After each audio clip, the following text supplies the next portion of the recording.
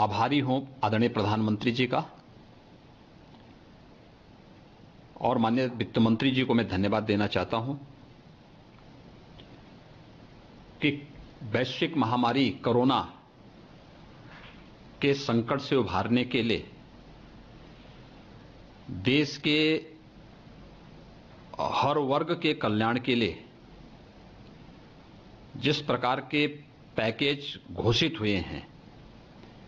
यानी लॉकडाउन के तत्काल बाद 1,70,000 करोड़ रुपए का गरीब के लिए, गांव के लिए, किसान के लिए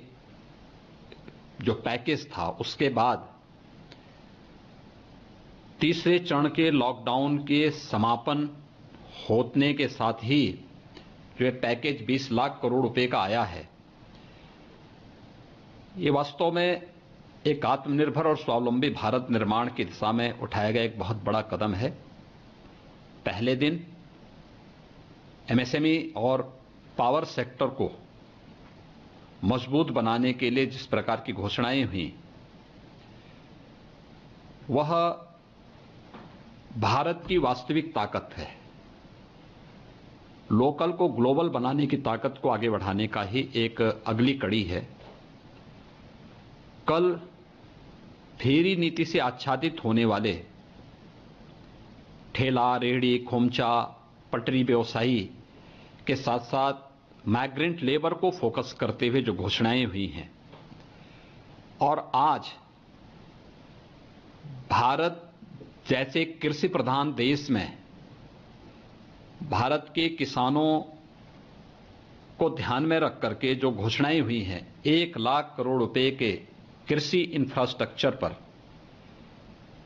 खर्च करने और उसके माध्यम से कृषि इंफ्रास्ट्रक्चर को एक नई दिशा देने की दिशा में उठाया गया एक कदम है। पशुपालन के लिए, मत्स्य पालन के लिए, मधुमक्खी पालन के लिए, और जिसको लेकर के हम लोग वास्तव में बहुत दिनों से इंतजार कर रहे थे, हर्बल खेती, और वह भी गंगा किनारे के तट पर। गंगा मैया देश के अंदर गंगोत्री से लेकर के गंगा सागर तक 2500 किलोमीटर की यात्रा तय करती है। इसमें से 1000 किलोमीटर उत्तर प्रदेश के अंदर तय करती है।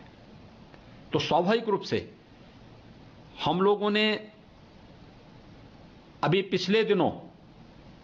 नमामि गंगे परियोजना के परिणाम स्वरूप आदरणीय प्रधानमंत्री जी की जो महत्वाकांक्षी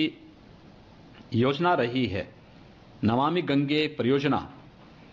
उस परियोजना की सफलता के परिणाम स्वरूप गंगा जी की अविरलता और निर्मलता में जो व्यापक परिवर्तन आया है,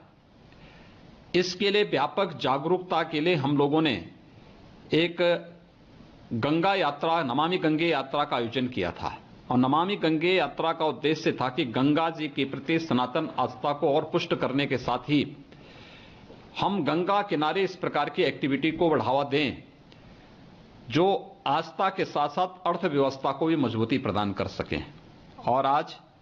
वह पैकेज भी घोषित हुआ है। जब गंगा किनारे हर्बल खेती, 25 लाख एकड़ क्षेत्र में हर्बल खेती के साथ साथ प्लांटेशन देने की एक बड़ी कार्य योजना को मैंने अभी पिछले सप्ताह ही वन विभाग के साथ एक बैठक की थी, वन और उद्यान विभाग के साथ में, और बैठक में फोकस का बिंदु हमारा यही था कि एक दिन में 25 करोड़ वृक्षारोपण हम करेंगे। और गंगा जी के किनारे हम लोग एक दायरे को ले रहे हैं। किसान, गंगा जी के किनारे के तटवर्ती क्षेत्रों का जो किसान है, अगर वह किसान अपने खेत के मेड़ में फलदार वृक्ष लगाता है तो हम उसको निःशुल्क पौध देंगे। अगर वह अपने खेत पर पूरी तरह फलदार वृक्ष लगाता है और जैविक पद्धति से इसे आगे बढ़ाता है तो 3 वर्ष तक उसे हम हर महीने कुछ न कुछ एक निश्चित राशि उपलब्ध कराएंगे। और मुझे लगता है ये हमारे लिए एक नई ताकत होगी,